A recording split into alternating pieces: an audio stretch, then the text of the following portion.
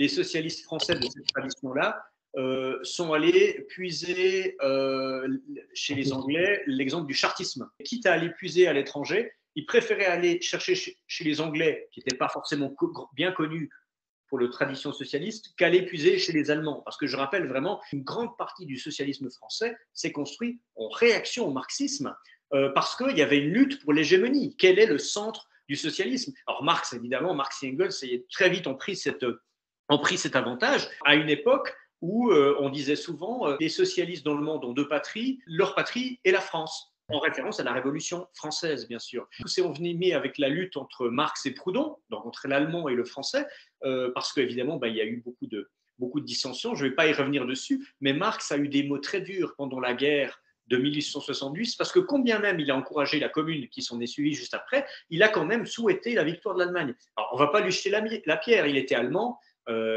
oui, c'est normal de souhaiter la victoire de l'Allemagne, mais il le faisait pour des raisons qui étaient au-delà du simple attachement national, qui était il faut mettre les socialistes français, les proudhoniens au pas, pour que nous devenions la référence européenne du socialisme. Ce n'était pas pour la victoire de Bismarck, dont évidemment il pensait que pendre, mais il faut mettre au pas les socialistes français en gagnant la guerre impérialiste que les Prussiens mènent là-bas.